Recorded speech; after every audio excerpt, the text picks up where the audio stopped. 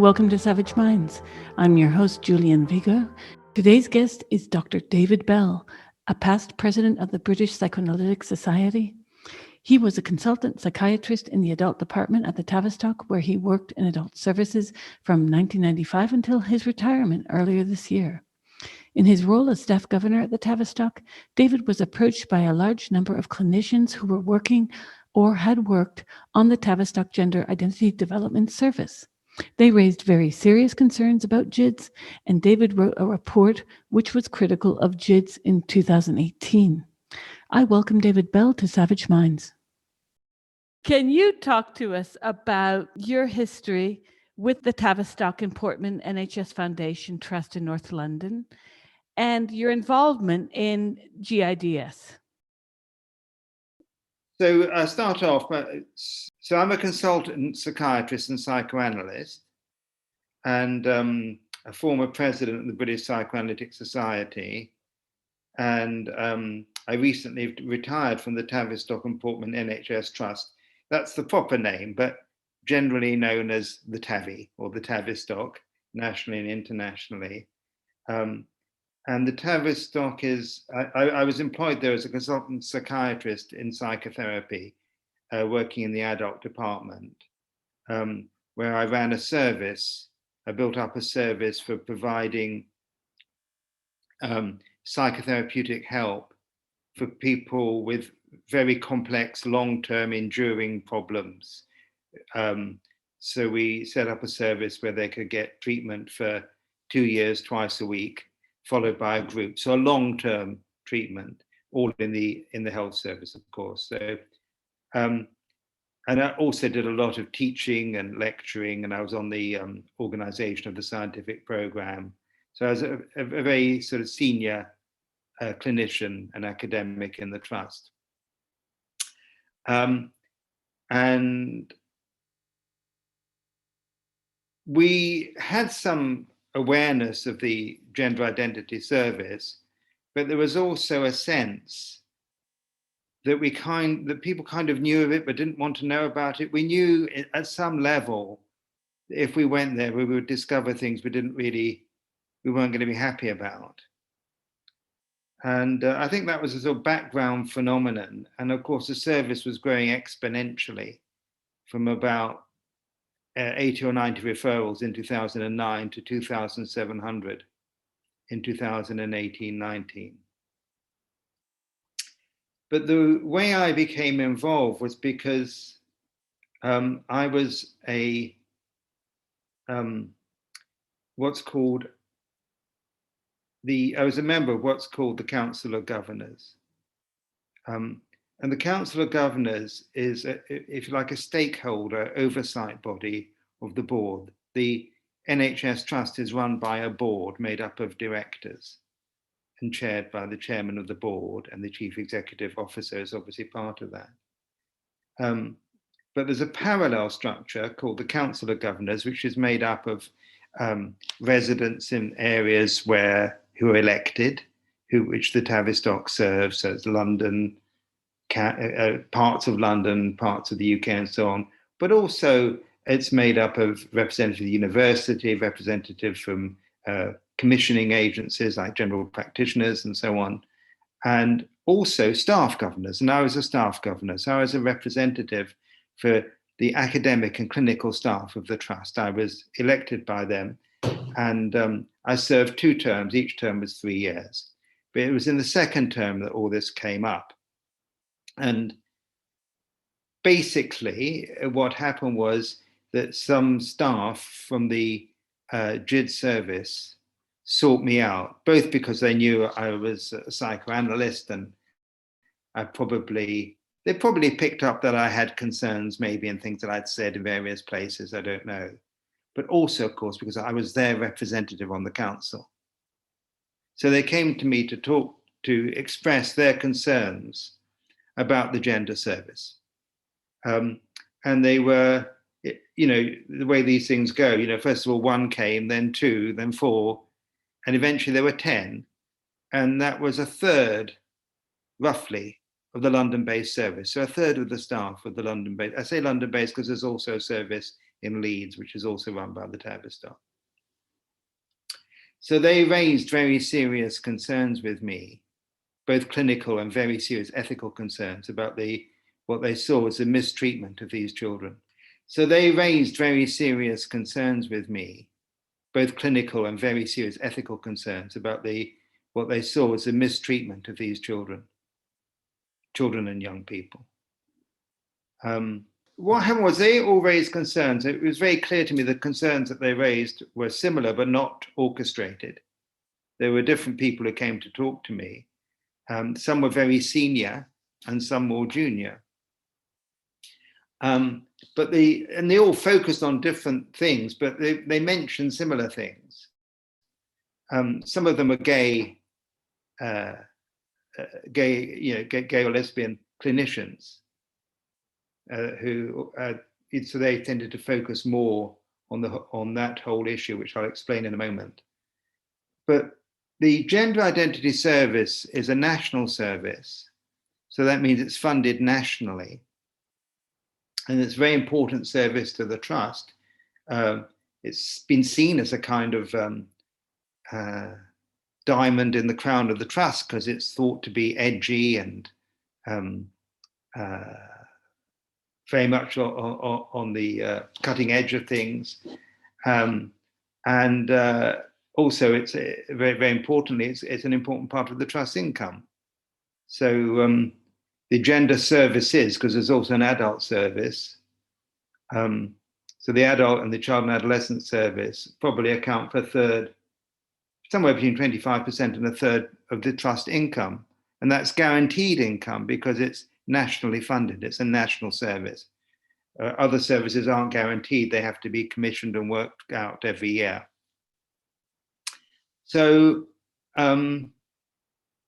these clinicians, basically, the complaints were as follows, the concerns were as follows. One was the completely overburdened service. So clinicians were working with 140 patients. And as one clinician put it to me, you know, when I was working on another service, I think he was a family therapist, he said, if you said, John, the patient whose father was a taxi driver who had the terrible accident, everything would come back to me. I'd remember everything about that family, you know? With these patients, I can't remember anything. It was all a fog because there's so many patients and they all say quite similar things because they've all rehearsed before they come to the Trust. So they've got a similar kind of narrative which they've rehearsed because they see the GID service, which in many ways is what it has been, as a gateway to medical and surgical intervention. So they were concerned about the number. They were concerned about the low qualifications of the clinicians who were seeing these children.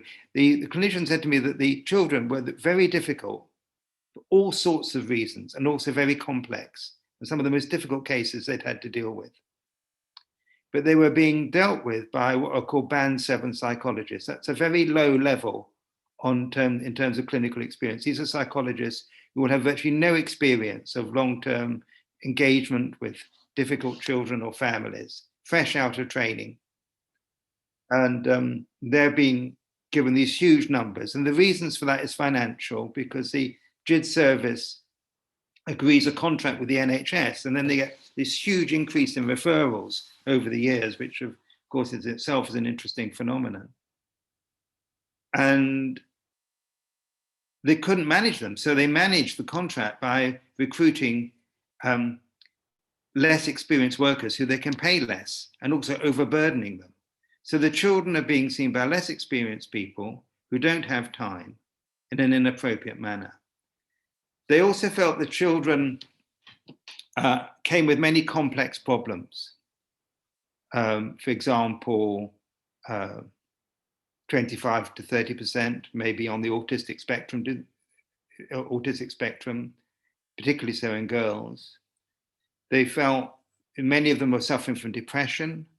Many of them had complex family problems that would take a long time to get the trust of the family to be able to think about. For example, one of the things they noted was severe family trauma, such as sexual abuse in previous generations. So, for example, a mother who was abused may have complex feelings about her daughter, may wish she had a son, and so on. So these can be important sort of background factors. Then there are children who are just alone in the world, who sort of become convinced that they were trans, but there were questions in the therapist's mind about whether this was providing them with a kind of a home, an identity, which they were searching for. And many other problems that these children have. And there was a worry that all these problems were cast aside and everything was rebranded in terms of being a gender problem, rather than the gender problem being part of all the other problems that they had and needed sorting out and thinking about. They noted that certain of the kids were pushed through after only 1 or 2 meetings onto the medical intervention program, which meant they were referred to a clinic where they were started on puberty blockers. And although puberty blockers originally were thought of as a kind of interregnum, which I have doubts about anyway, but now 98% of children, that had changed, were now going onto opposite sex hormones. So these things were being put on a pathway for irreversible changes and potentially very damaging changes to these children's bodies after very little thought. And this is what worried them. Another very important area is that a lot of these children, if left alone, will become gender non-conforming gay or lesbian men and women. One of the things that they were very concerned about were there were families in which there was clear homophobia. And the families, for whatever complicated reasons, were sort of happier, if you like, with a trans child than with a gay child. There were children who they felt, and this has increasingly become known, pick up a kind of homophobia, either in the family, in themselves, of course, or in the culture around them. We all tend to think we're all very liberal about these things. But if you live in the northeast of England or in a rural community or a less sort of woke, edgy community, being gay or lesbian is still not easy. And some of these children would sense, that say a girl thinks, I fancy girls, she'd say 9 or 10, she's beginning to go into puberty. And might have the transient thought, maybe I'm a boy. But 20 years ago, in a certain sense, that wouldn't have mattered. She could have that thought, she could even play with that thought, but then become a gender non-conforming lesbian woman. But now there was so much in the culture and the pressure from the ideological movements such as Mermaids and Stonewall and the change in culture, the idea soon becomes a kind of peculiar reality. I am a boy. I'm a boy in a girl's body. And then that gets affirmed in a very inappropriate way by the clinical services. And people questioning it felt that they were being told they were transphobic. So some of the gay and lesbian clinicians were particularly disturbed because when they raised these issues, they were told they were angry gay people. And sometimes they were just taken off the case. And when I went into it myself, I discovered that the service didn't really seem to have much thought about sexuality, only thought about gender. So gender had completely trumped sexuality. And it was during the process of my preparing the report that a report went to the board of the Tavistock saying that they'd started to think about sexuality. Well, I thought that's good. But the place had been going for 20 years. Is this the time where they start recognizing that sexuality and gender are totally intertwined? They can't be separated out. The other last main area was that the clinicians felt that children didn't really have the capacity to properly consent. How can a 10-year-old, 9 or 10-year-old child, when they're told, for example, that if you start puberty blockers and go on to opposite sex hormones, eventually, you might not be able to have an orgasm, you won't be able to have children. The child, what do you think the child does? The child goes, oh, I don't want to talk about that. Oh, I don't want children. I don't want to talk about orgasms. I'm 10, but they don't say I'm 10, But they reveal that they can't think about the long-term implications of these things. And they're not in a mental state. The children and the young people, they're not saying, I want to be a girl or a boy. They're saying, I am. And what's more, they're highly disturbed. They say, get me out of this. I want out of this. I can't stand this. And the way they've come to believe to get out of the terrible mental state that they're in is not to think about their minds, but to change their bodies. So I wrote my report. The report that was eventually I wrote it in the summer of 2018, when the managers, the chief executive and the chairman of the board saw the report, they tried to stop it. They tried to stop it going to the Council of Governors. But I overrode them and sent it under my own legal advice that I had an obligation to do so. And then they set up a review, which they wouldn't let me have any involvement with. And the review did actually reveal some worrying things, but was treated by the board as a kind of, everything's basically okay. And that's what the chief executive said. But this was part of the chain. And then after that, there was some discussion on council, and there was, although the review went very easily through the board, it had a harder time on council. I wasn't there then. I'd stood down by that time as governor because it came to the end of my term.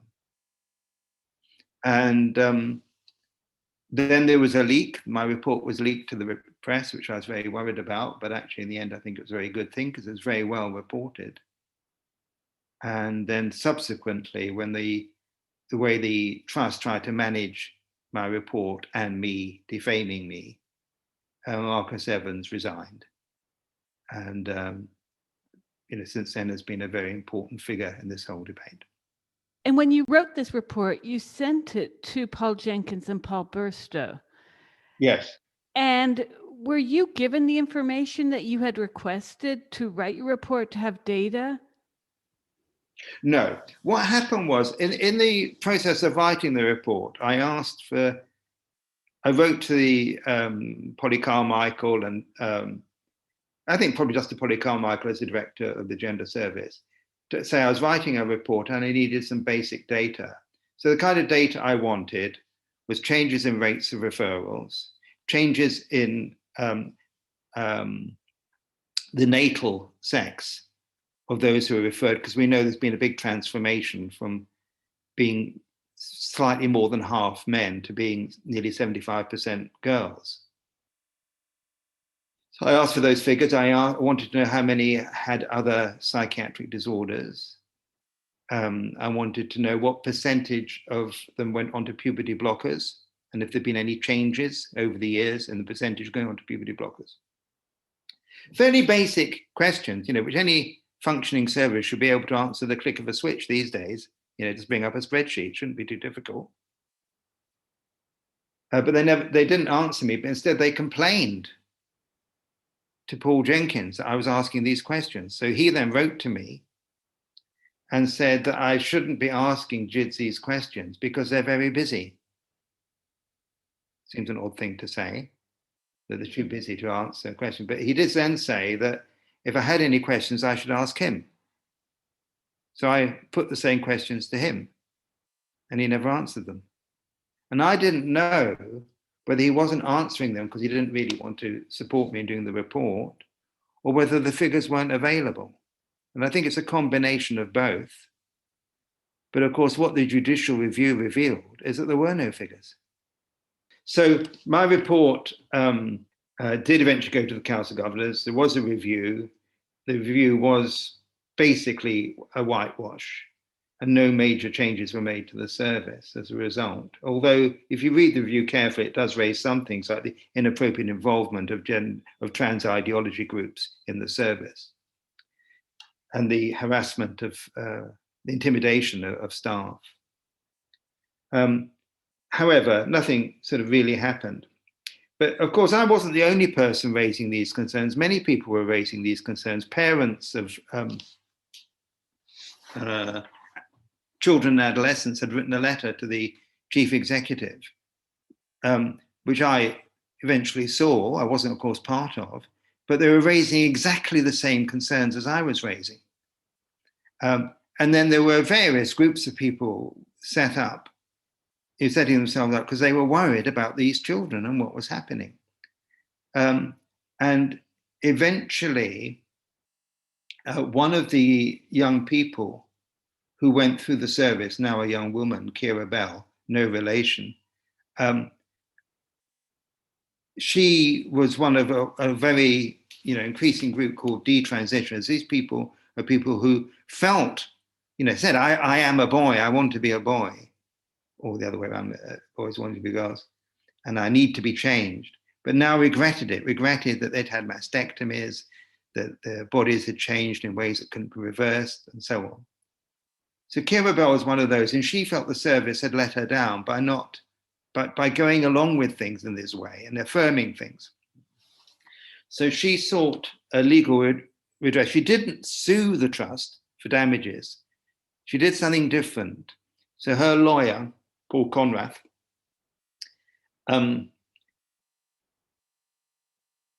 they sought not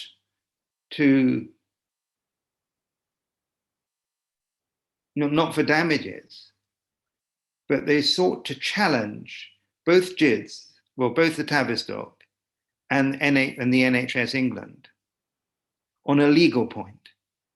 And the legal point was that these children didn't have the capacity to consent. So that was the nature of the review. The people making the claim were Kira Bell and an anonymous parent, who for obvious reasons remained anonymous.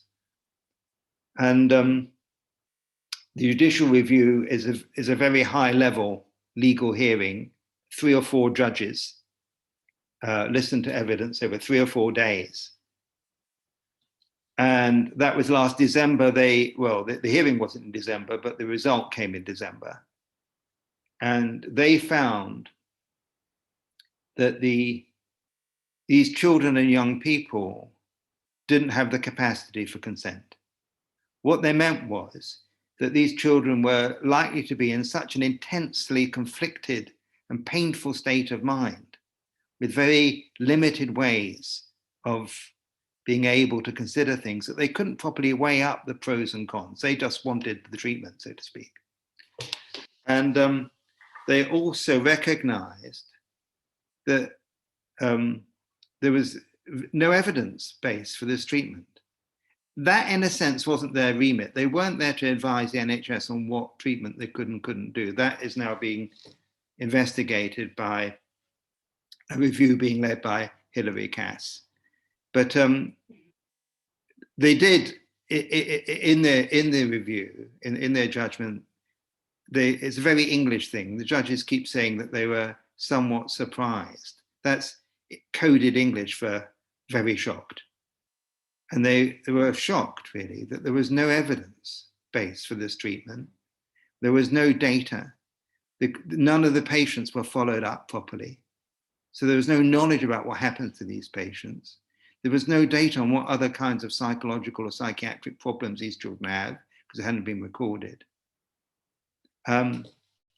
So one could say that even if the children could weigh up and consider the pros and the cons, there wasn't really any evidence base for them to base their considerations on. So they found that children under 16 couldn't consent, and children between 16 and 18, although they didn't give a firm ruling, they said the trust would be well advised to take advice on every case and consider the court's help in making this kind of decision, which has such irreversible consequences. So I felt very borne out by the judicial review, because in the course of, it's not long, it's easily obtainable online.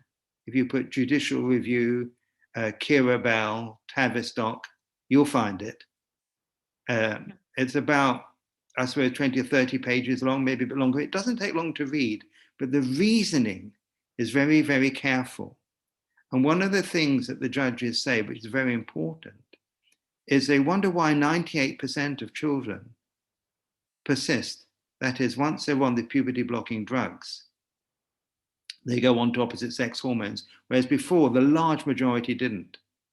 And they thought one of the reasons for this is that it's slightly subtle, but very important, that once the children are on the pathway, it becomes a self-fulfilling prophecy, that it's very difficult to come off it. So the very act of prescribing the puberty blockers is one of the factors which then confirms that they will be continued and then they'll go on to opposite sex hormones. Because the children are very likely, once you're on puberty blockers, to become increasingly frightened of puberty. There's no one said, we'll help you, we'll try and support you. It's a terrible thing that you're going through, given all your complex feelings, but we'll try and help you and support you. They'll say, no, we'll stop it happening. So the child must think, great, it can be stopped. But then they're going to live in dread of coming off those blockers and suddenly puberty is going to occur. So you've colluded with the terror in the child and colluded with a kind of disgust of their changing bodies. And because of your report, you were investigated. There was a review of JIDS, also led by Dinesh Sinha, but then you were also put under review. Well, I was subjected to a threat of disciplinary action against me. I was bullied by the trust, really. I had threatening letters from the trust telling me, for example, that I mustn't speak to Sonia Appleby. Sonia Appleby is a child safeguarding lead for the trust.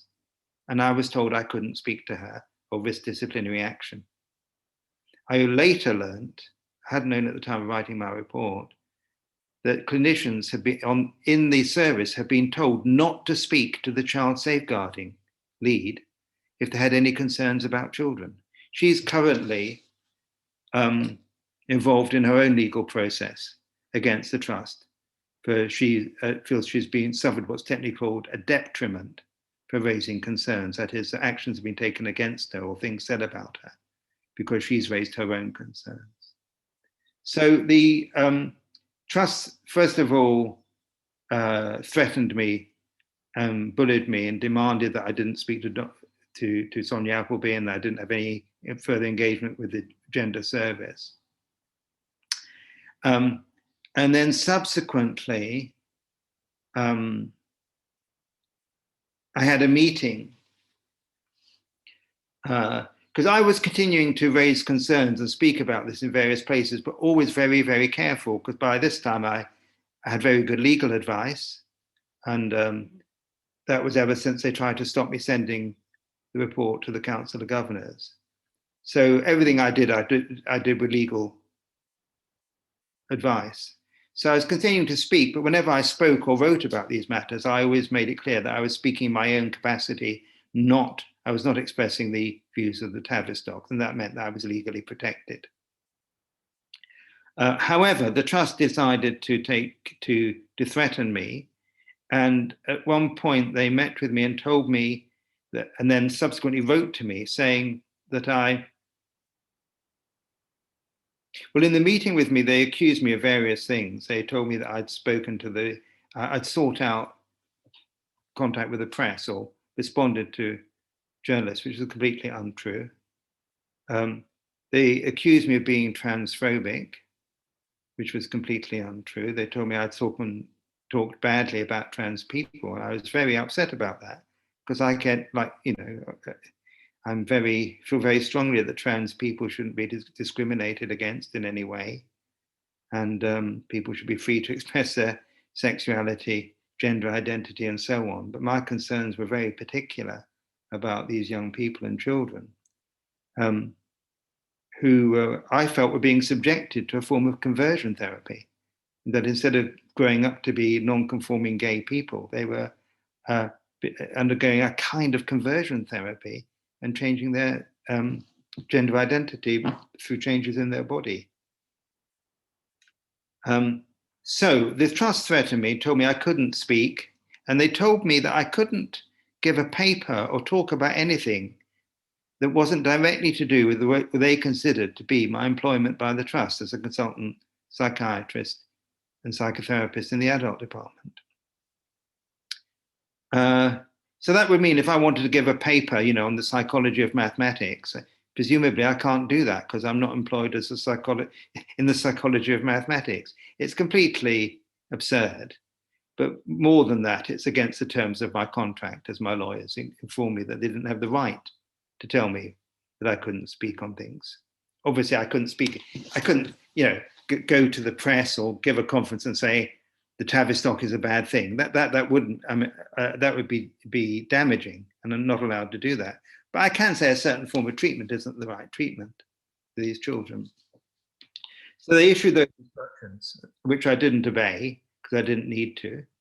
And then subsequently, they threatened me with disciplinary action.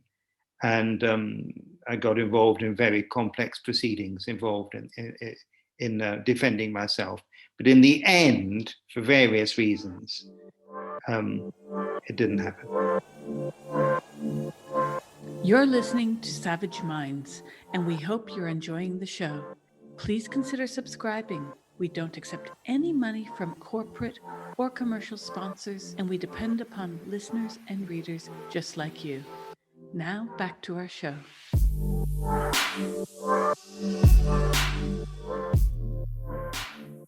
And you, like Sonia Appleby and others, are regarded now as whistleblowers by an institution that is taking retaliatory measures against some of you.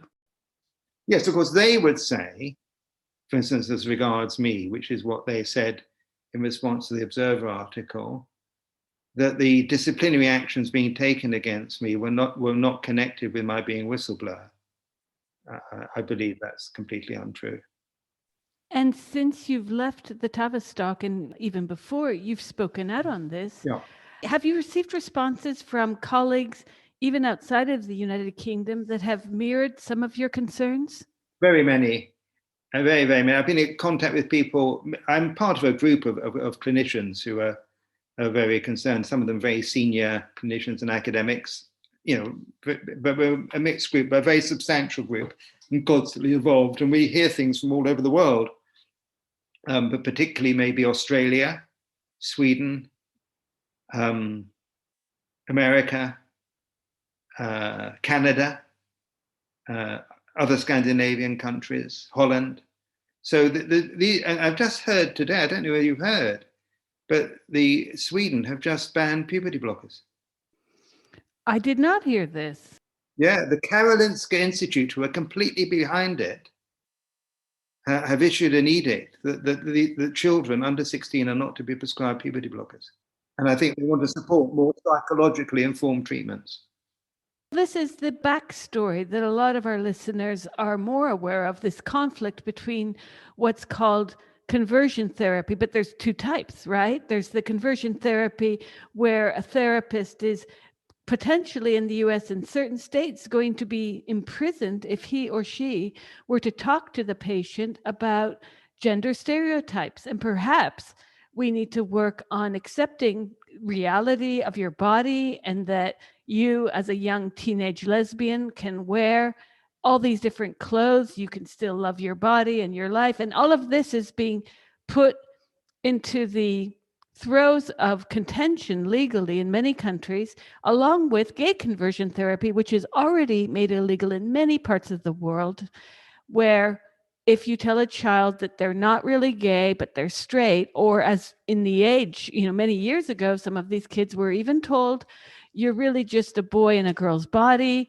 but we'll deal with that by marrying you off or finding you a nice girlfriend.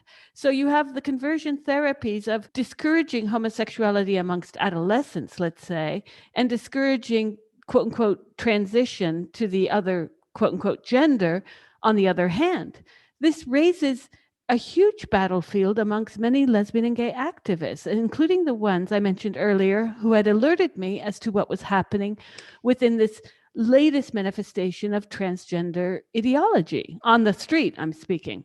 So as a clinician, you face patients who are dealing with, as you earlier mentioned, internalized homophobia from their cultural or familial backdrops. And then you've got organizations like Gendered Intelligence, Mermaids, etc., who are instructing even online that you're just the opposite sex, couching this as the opposite gender. Obviously, this is confusing for children. It's confusing for adolescents. It's confusing to most people listening to this show, in the sense that, as you and I are aware, gender is a sociological nomenclature. It's an idea of gender used to mean masculine and feminine. It didn't even mean man and woman. For much of history, people were referring to the two sexes, not the two genders. People understood sex as man, woman, boy, girl. So how did it come to be that gender has been pathologized medically? And I'm not just thinking back to only John Money, but the idea that in the mid 20th century, clinics slowly were formed, 60s and 70s as well, were formed to understand, study, lay out practices for dealing with these subjects that came saying, I'm not at home in my body. How did that, which was a drop in the bucket of today in terms of numbers, grow into this ideology, which has led to people calling themselves gender non-binary, which is part of that umbrella of trans? I'm pansexual. Again, how did this fall into this new umbrella of transgender identity, thus becoming part of the NHS, the Canadian medical system, private insurance in the United States? Well, it's a big question, that.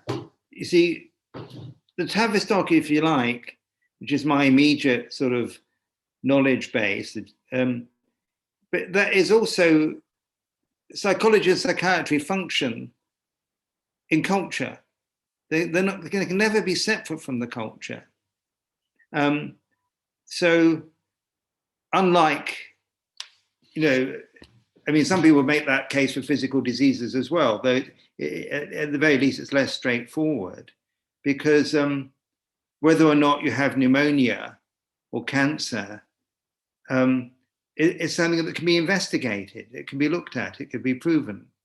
Whereas with psychology, it's very, very different, and psychological syndromes come and go. So, for example, hysteria, which Freud wrote about, there was a huge increase in hysteria in Paris, in Europe, and then it suddenly got much less. Certain kinds of syndrome do seem to come and go. So all psychological syndromes exist on the boundary between the individual and culture. And that's one of the things that makes, our work so interesting. So people can have the same kinds of internal problems, but they're expressed in different ways depending on the changing culture that they're in. And there was a syndrome not that long ago, in the 1990s, called false memory syndrome, in which many people were being told by incompetent psychotherapists that they'd been sexually abused when there was no evidence for that. But really, they just had false memory syndrome. And this became a huge thing, with many people claiming they'd been abused or being told they'd been abused. And then it all went away, just disappeared. So we do get these huge cultural changes that affect things. Now, why this has happened with the trans movement is very hard to say. There's a great deal of money behind it. There are some very huge funders, particularly in the States, among the wealthiest people, who, for whatever reason, I don't know what their reason is, but they've decided to provide funding they've helped the penetration of this trans ideology into all areas of our social and cultural life. So that in England, for example, in the UK, Stonewall have received massive funding, and they've used it to penetrate various institutions of society, including the health service, government departments, schools, education, and so on, with the pro-trans ideology, which seems to have completely usurped the fight for in terms of sexual identity, in terms of homosexuality, lesbian, and so on. And it has been very, very successful. One journalist, I could give you the quote, but I haven't got it to hand, but he said in 25 years of political journalism, he'd never known something that had gone so rapidly from being a small movement to becoming government policy and receiving affirmation from so many places with so little thought or reflection. So it's like people quickly think it's very woke, it's very liberal, and don't really think about it. Now, I'm obviously not saying in any way that I don't think defense of trans people from being discriminated against is unimportant. Of course, that's important. But what's happened is it's penetrated as an ideology into all these various places. And where that's most damaging has been in schools and in clinics like the gender service. So the idea that a child presents in a conflicted way with problems and what I would call the sacredness of the clinical space, where you do your best. You obviously, no one can be, go to some space where you're not affected by the culture that you're in, but good clinicians do their best to try and be as neutral as they can and not to be prejudiced against whatever a child or an adolescent or an adult brings. But in this area, it's very difficult because what happens is servers are told that they have to affirm. So a child says, I'm a boy, when they're a girl. You can't do what you would normally do, which is, that's interesting. Tell me about it. Tell me how you came to this idea, what it means to you. And that I mustn't have the idea that it maybe it'd be a better idea for this particular child if they were able to come to terms with things a bit more, to understand how they come to think this, that they may be able to accept their sexual body and be able to be fluid in their gender identification and maybe fluid in their choice of sexual object, whether they're going to be heterosexual, gay, or bisexual, or whatever. But by affirming, you're setting the child on a pathway to irreversible damage, to their potential irreversible damage to their body. And affirming is a very clever word, as a colleague of mine pointed out. Who doesn't want to be affirmed? It sounds like such a good thing. But this isn't really about affirmation. It's about collusion. It's about not being a proper psychologist or psychiatrist in terms of keeping an open mind. It's closing things down. It's foreclosure. How did it happen that the best common practice was thrown overboard and the Tavistock JID succumbed to the trans lobby affirmative approach? Because Zucker in Toronto, he faced the same problem. I don't think I've got a good answer there, but it's got something to do with the capture by the trans ideological organizations of these, as I said, of various institutions. That includes medical institutions.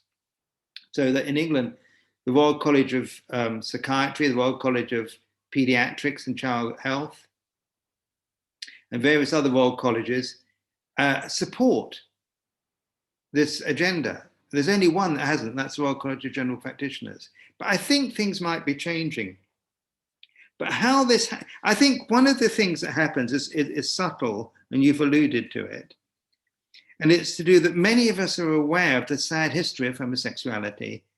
I say homosexuality because it was more, if I got it right, I don't think it was ever, lesbianism was never ever illegal, because I don't think it was ever properly acknowledged. That's right. A gay man was illegal, but even after it was made legal, which interestingly, psychoanalysts in England were part of making it legal in England, and the decriminalization of homosexuality. But nevertheless, one can't disown the sad history in psychiatry, psychology, and psychotherapy of things change slowly. So, for example, I believe that, yes, we don't accept, it's obviously wrong that gay people should be criminalized, but we're not that happy about them being psychotherapists. So that changed relatively recently, I'd say only about 25 years ago. And I think that's recent in these things. Well, what is your explanation for the increase of so many young trans-identified people today? Well, you see, one of the things I was saying about the cultural capture is that many people know that there's a sad story to be told. And, you know, in psychology, it's a history of shock treatment for gay men.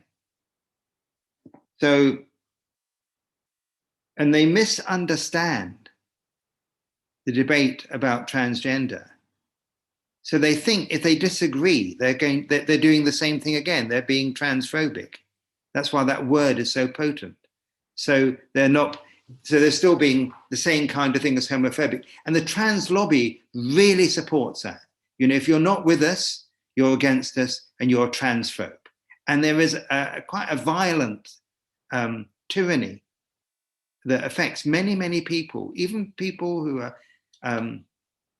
you know, academics, clinical workers. They do get affected by this. So it's been very, very successful. And the most recent thing is the issue, as you mentioned, of conversion therapy, where this is a kind of what I call a Trojan horse, that in order to use the idea of the awfulness of conversion therapy, which was like electric shocks and so on, they're trying to make that seem as if a clinician who doesn't affirm is involved in conversion therapy. That's the invasion of the clinical space by political ideology and will do terrible damage to clinicians and also to their patients, because the clinician will be terrorized internally. They can't just occupy their quiet, neutral space. They have to affirm. And that will be, and if that did become law, that would do terrible damage.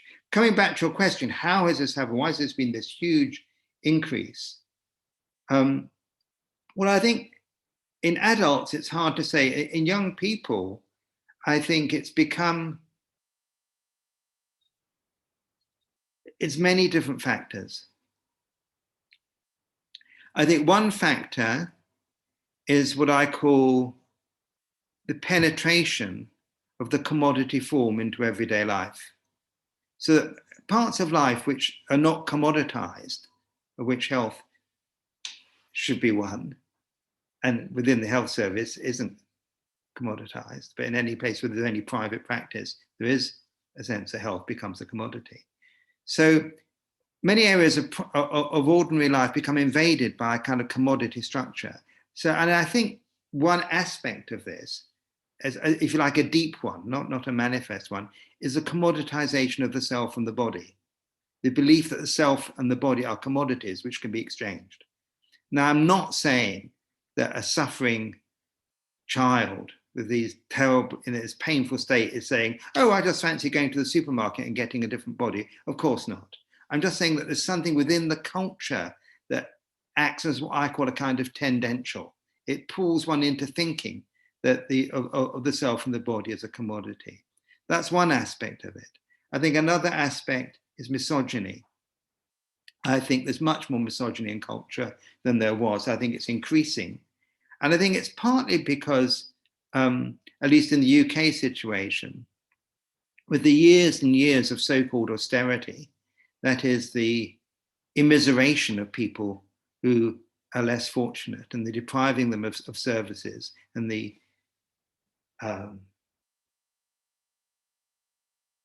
collapse in many parts of social care and health service has been accompanied by a kind of contempt for dependency. And in our culture, obviously it's not a given, but it's in our culture, women are often the embodiment of that kind of provision. There's a tendency to be seen as rather feminine.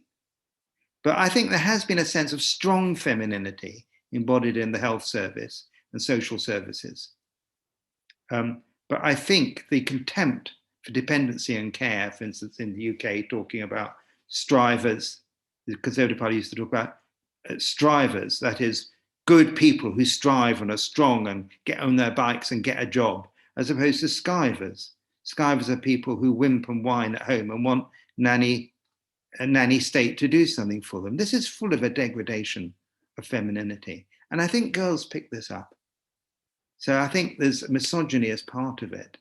And it does seem that women who speak out about this are the people who are attacked, often violently. I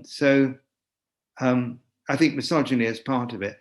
I think another part of it is which is both part of it and a vehicle for it, is social media and the internet. That is, that the social media and internet provide a sort of rapid fire medium in which things can escalate very, very rapidly. A huge acceleration. So children become part of things, they sign up online, they become part of a group, and some of these groups have a cultish quality. So that's another aspect of it. But I think there's a lot more to understand about that. Do you know if the Tavistock and Portman are going to review whistleblowing policies in the wake of what's happened? I have no information on that, but I would doubt it. Because they don't believe that they've acted against a whistleblower. They claim that the things they were trying to take me to disciplinary acts about had nothing to do with whistleblowing. That is completely untrue in my view. The things I'd done were all connected, which they didn't. The things which they made them unhappy were all the things connected with my work in trying to bring this attention to my colleagues. This terrible collapse of care and of values, and the kind of values that the Tavistock has always embodied. I was trying to bring this to the attention of the Trust and also to the wider public. It's phenomenal, after Lisa Littman's work on this subject, for which she too was attacked, that we're not seeing more of these services even engage an on-staff sociologist. I mean, has anyone in any clinic around the world looked at this link between rapid onset gender dysphoria, the push for kids online, on Reddit, on Twitter, to become the opposite, quote unquote, gender, and the numbers that are coming into the doors of these clinics? Should this not be investigated?